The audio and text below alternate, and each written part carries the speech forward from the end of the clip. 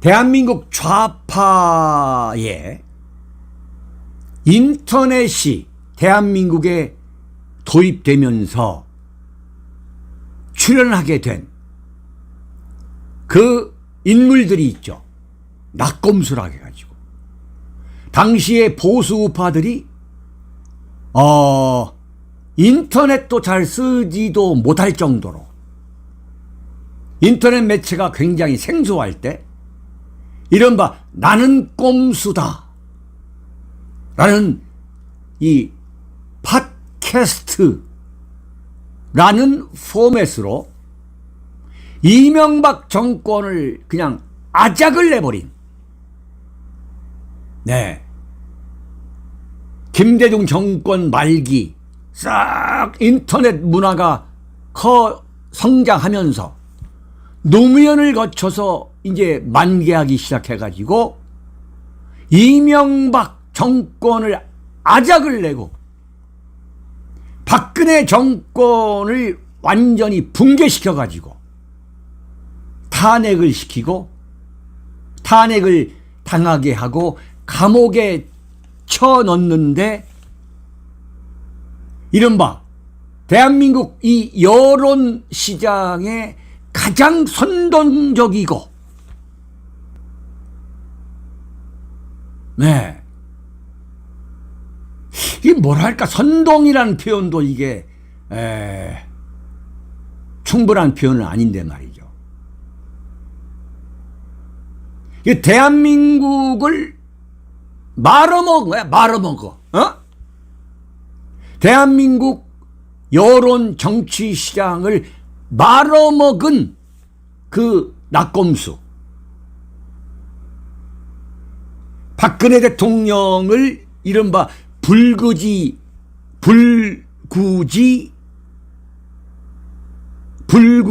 대천지 원수라고 그러죠. 원수로 공격했던 그 낙검수의 김용민, 김어준, 정봉주, 네? 이 사람 낙검수들이 이명박 박근혜를 왜 잡으려고 했느냐? 이른바 좌파 시장에서 돈벌이가 되기 때문이죠. 근본적으로 이명박근혜를 제물로 삼으면 돈벌이가 되는 거예요. 윤창유처럼 뭐 돈벌이가 되든 말든 그냥 주구당천 떠드는 스타일이 아니라 이 사람들은 누구를 표적으로, 누구를 관역으로, 누구를 제물로 삼으면 돈벌이가 될 수 있다는 아주 정말 기발한 재테크 그 감각이 있는 거예요. 이걸 꿰뚫어본 사람이 누구냐? 김건희 여사야. 김건희 여사가 네,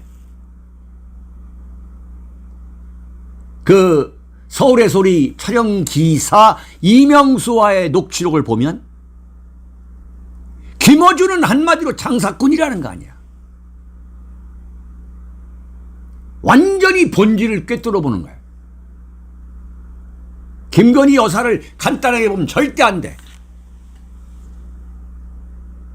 김어준, 그 다음에 완전히 이른바 파리 장사꾼이라고 공격한 게 누구냐? 가로세로 연구소.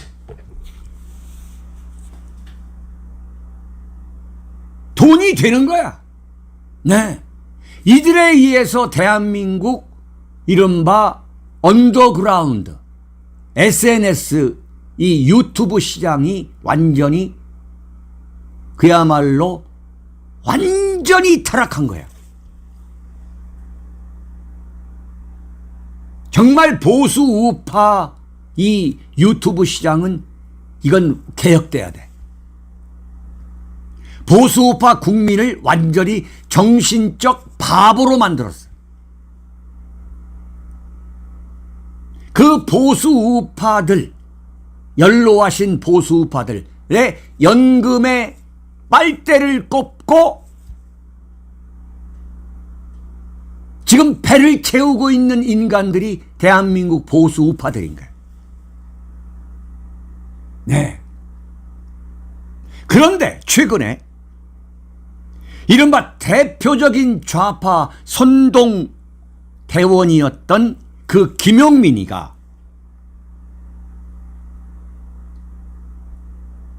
작년 대선 3월 9일을 계기로 윤석열 대통령 당선인을 공격하고 박근혜 대통령 탄핵에 부당성을 부각시키는 쪽으로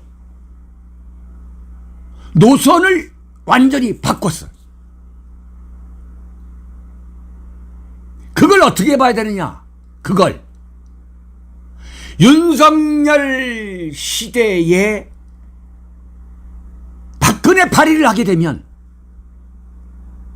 이게 돈을 벌 수 있다고 하는 그 아주 재치 있고 기발한 계산법이 작용했다고 저는 봐요.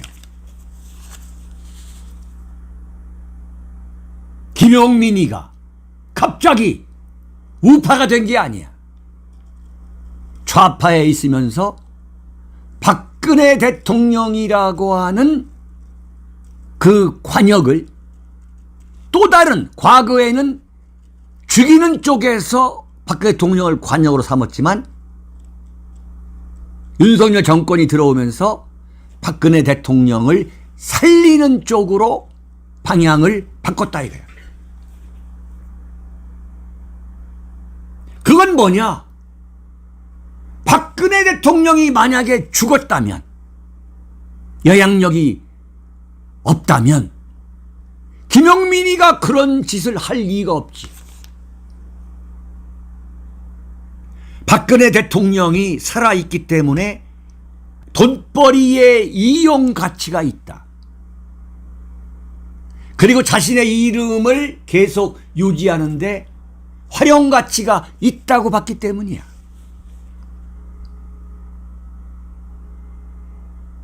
나는 김용민이의 그 참 놀라운 변신을 보면서 박근혜 대통령이 살아있다는 것을 이건 입증하는 거다.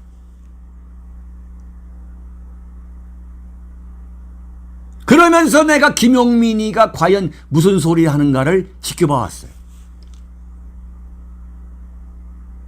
지난 5일 네, 우리 윤칼세에 출연하시는 대구의 오영국 대표, 그 선글라스맨, 네, 그리고 변희재도 이 덩치가 큰데 그 옆에 김용민이가 서 있더라는 거야. 김용민이가.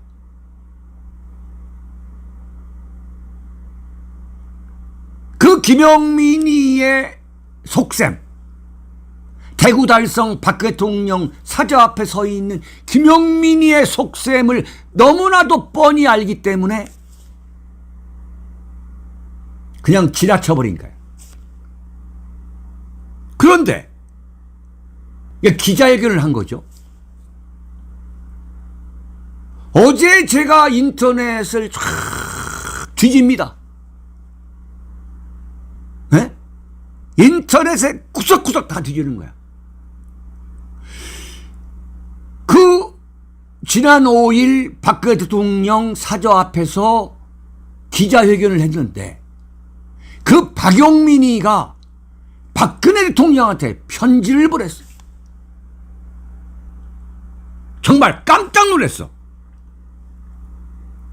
아니, 김용민이가 대충 따라다니는 게 아니라 박 대통령한테 편지까지 쓰는구나. 그래서 제가 김용민의 그 편지를 읽어봤어요. 읽어보면서 야, 이 자가 정말 돈벌이에 아주 유능한 인간이구나. 아, 기가 막히다.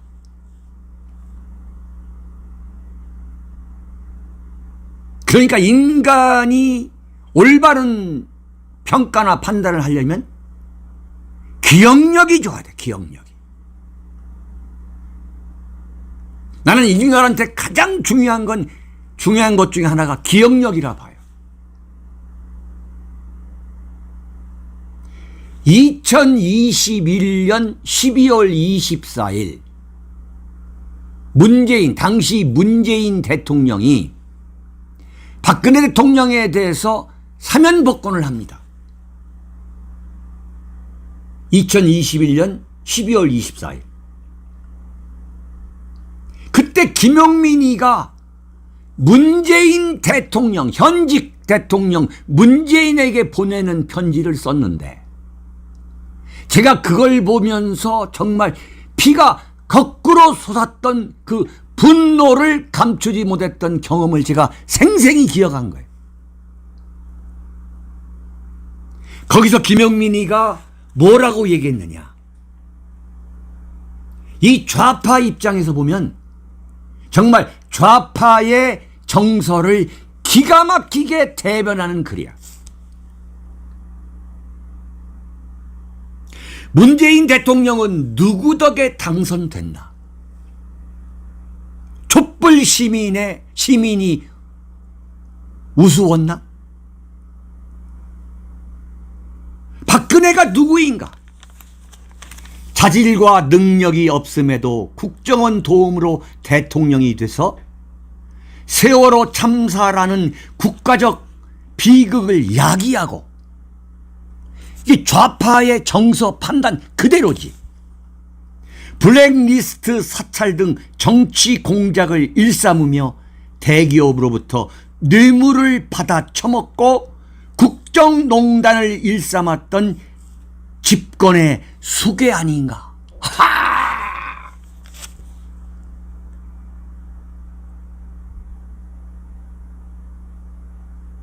그것을 생생히 기억했던 윤창중.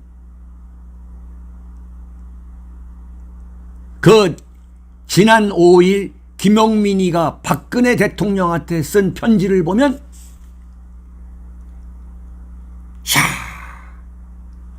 왜 박근혜가 정치 재개를 해야 하는지 그 아주 놀라운 감수성과 글솜씨로 정말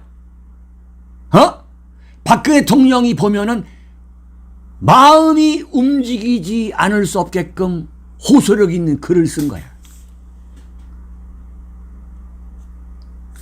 네? 뭐라고 썼느냐? 박근혜 전 대통령님께 안녕하세요. 박 전 대통령님, 저는 김용민입니다. 잘 아시지요? 2012년 총선 당시 서울 노원갑 민주당 후보로 나왔던 낙검수 멤버 말입니다. 박 전 대통령은 그때 상대당 비상대책위원장으로서, 그렇죠, 새누리당 비대위원장으로서 제가 출마한 곳에 오셔서 저를 낙선시켜야 한다고 연설하였습니다. 네? 그때 김용민이가 박 대통령이 2012년 4월 총선 때 새누리당 중앙선대위원장 시절에 목사 아들인 김용민이의 그 막말, 이걸 딱 잡아가지고 서울 노원갑에 출마한 그 김용민이를 찾아가서 이 김용민이를 낙선시켜야 한다고 호소했던 바로 그걸 말하는 겁니다. 김용민이가 뭐냐면 지역구민 다수의 마음을 얻는 데 실패했고 그 길로 정치를 접었습니다. 지금은 유튜브에서 우물 파며 일개 나부랭이로 살고 있습니다. 그런데 박 전 대통령님 하나 여쭙겠습니다. 지금 이 나라에 정치가 있습니까? 네? 이 기발한 감각을 보세요. 조작된 증거인 태블릿 PC로 박 전 대통령님은 청와대에서 끌려 내려오셨습니다.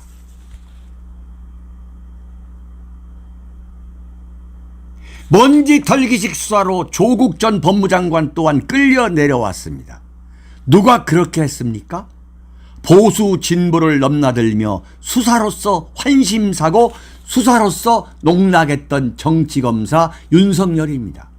그리고 그 패거리입니다. 김용민이가 그 입으로 두 말을 하는 거야. 문재인 때 편지를 써가지고 박근혜 대통령을 사면시킨 거, 이걸 아작을 냈던 그 입으로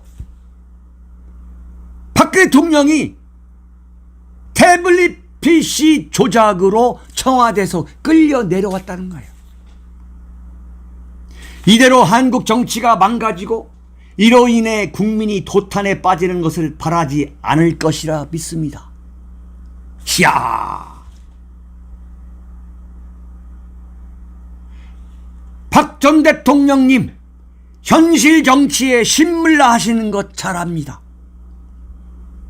인제 와서 탄핵의 정당성을 따지는 것 자체가 구차한 일이라고 생각하신다면 그 또한 충분히 이해됩니다.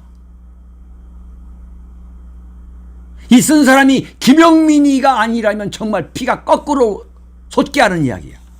그러나 애국심이 투철하신 박 전 대통령님, 정치가 망가지자 국가 안보가 파괴되고 있습니다. 민생 경제는 파탄지경입니다. 내일 모레 후쿠시마에서 방사능 오염수가 버려집니다. 박 전 대통령님, 윤석열 한동훈의 태블릿 PC 증거 조작이 백일화에 드러났습니다. 그래서 세상은 최대 피해자 박 전 대통령님의 입을 주목합니다.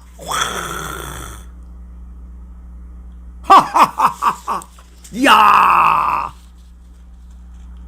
완전히 안중근 의사야. 이제 입을 열어 견해를 밝혀주십시오. 불의를 불의라고 말씀해 주십시오. 와, 정말 명문이다. 그러니까 글이라는 것은요, 감수성이 없으면 명문이 안 나오는 거야. 그럴 때 정치가 복원될 것입니다. 상식과 정의가 바로 설 것입니다. 이야,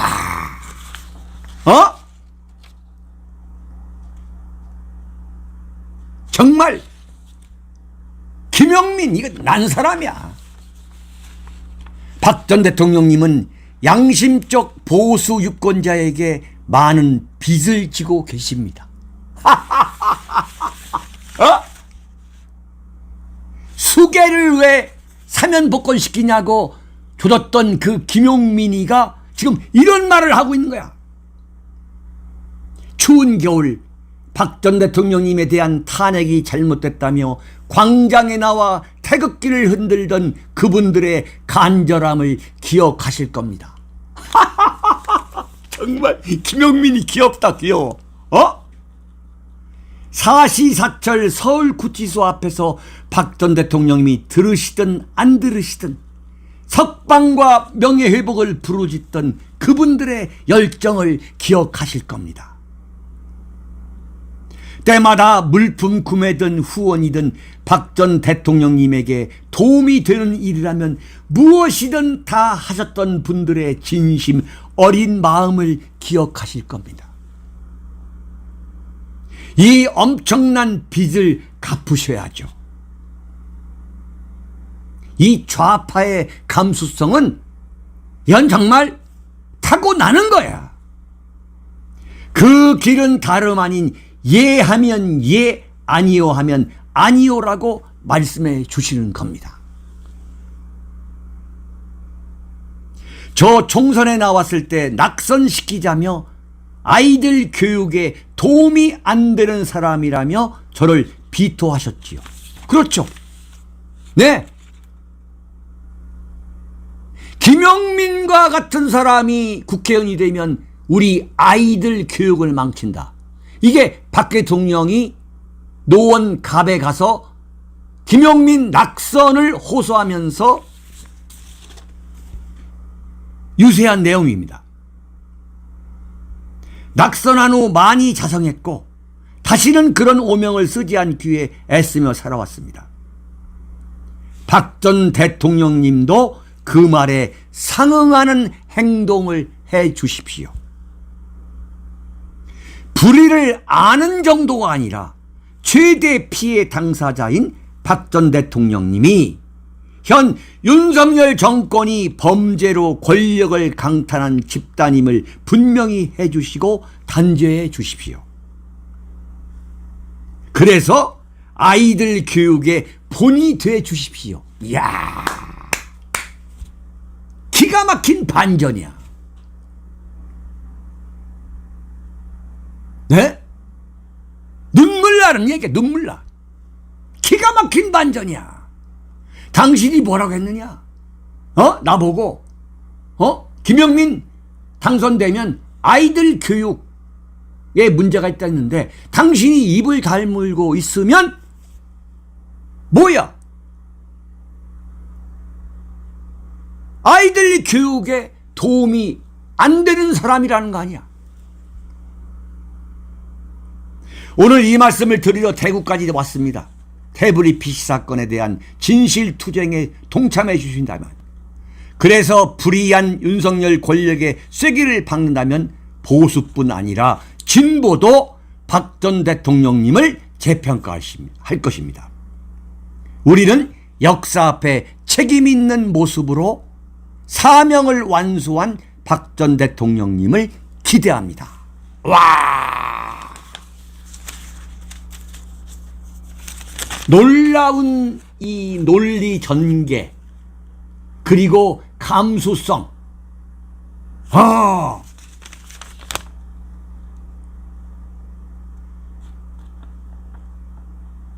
여러분, 정치에는 영원한 친구도 영원한 적도 없고 오로지 영원한 이익만 있다. 지금 김영민이가 그대로 보여주는 거예요.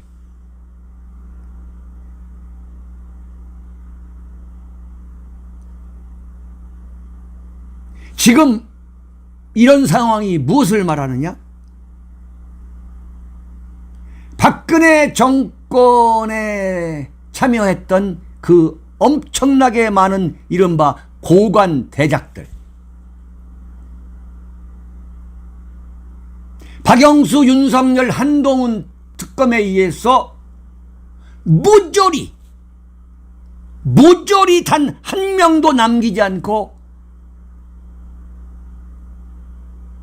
재판에 회부됐거나 감옥살이를 한 사람들, 그 중에 누구 하나도 태블릿 PC가 가짜라고 떠들어대지 않는 거. 태블릿 PC가 가짜라는 건 이건 대한민국 국민 중에 조금만 관심 있는 사람은 다 알 수 있는 문제야.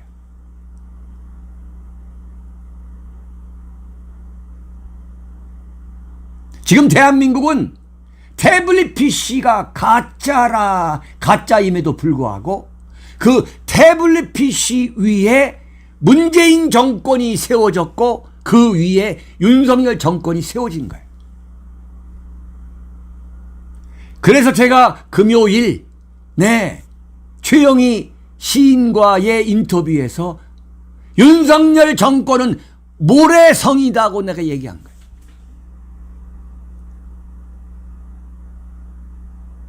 그런데 친박계는 김용민이도 지금 이런 소리를 하고 있는데 어느 누구 하나 입을 열지 않고 있는 거예요. 근데 오히려 박근혜 혐오 장사로 정치하고 돈 벌었던 그 좌파 세력이, 네, 그게 누구냐? 김용민이고 송영길 아닙니까? 이명박 박근혜 대한민국 보수 세력을 공격하는 걸로, 네, 대한민국 보수 세력을 공격해 가지고 정치를 시작해서, 네, 집권당 당 대표까지 지낸 게 송영길 아니에요? 그 대표적 인물인 송영길, 김용민이가 태블릿 PC 조작서를 지금 부각시키고 있는 거예요. 그러면 대한민국 보수를 지키겠다고 나서고 있는 윤창중이 입장에서는 이들을 어떻게 평가할 거냐?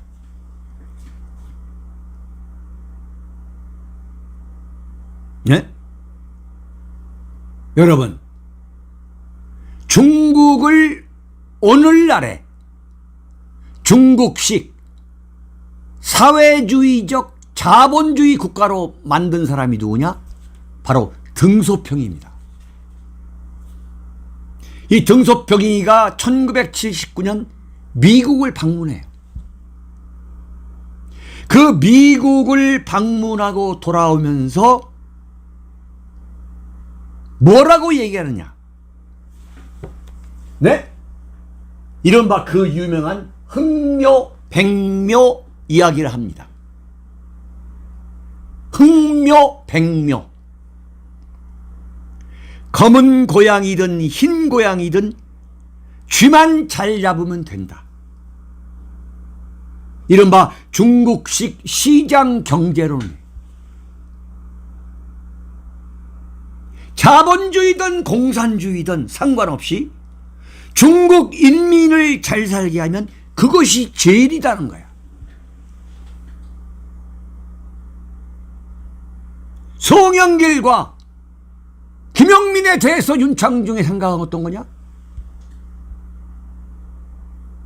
좌파든 우파든 태블릿 PC의 진실을 밝혀내는데 앞장만 선다면 그것이 제일이다. 검은 고양이든 흰 고양이든 간에 박근혜 대통령의 그 억울한 탄핵의 진실을 밝혀낼 수 있다면 얼마든지 우리가 보수의 입장을 버리지 않으면서 그런 주장을 하는 이른바 좌파 세력과 손을 잡을 수 있다.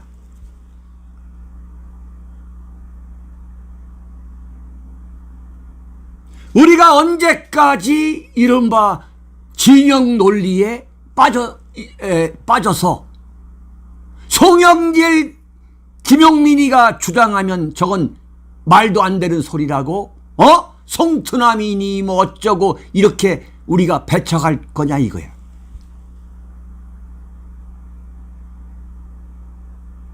우리는 전략적 마인드를 가져야 돼.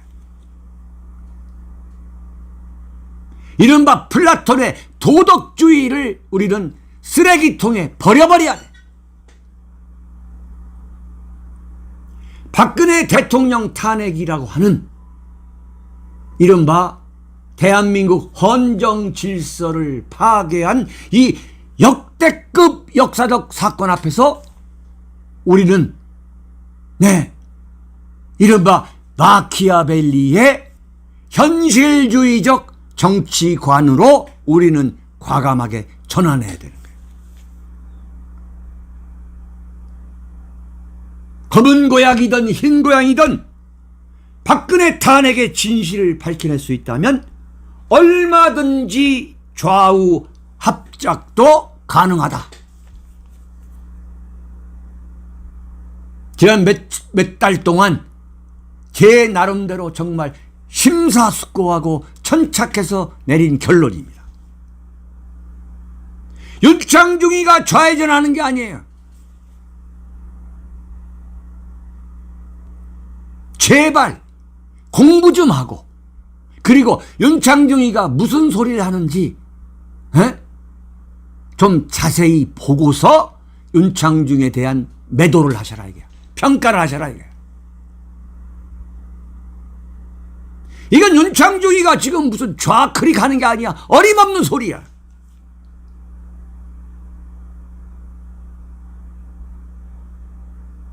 김대중 씨가 박정희 정권과 투쟁할 때 박정희 대통령 3선 개헌에 끝까지 반대했던 부산 출신의 예춘호 의원을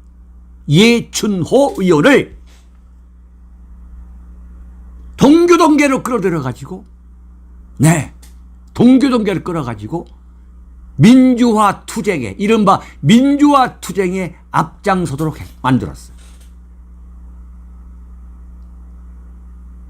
김대중 후보, 이른바 대한민국 보수파에 의해서 레드 컴플렉스, 이른바 좌파 딱지를 도저히 뗄 수 없었던 DJ는 박정희 정권에서 보안사령관을 했던 강창성 보안사령관을 영입해가지고 그 보안사령관 강창성 씨를 데리고 다니면서 연설을 한 거야. 그것도 약발이 약하니까 누구랑 손을 잡았느냐?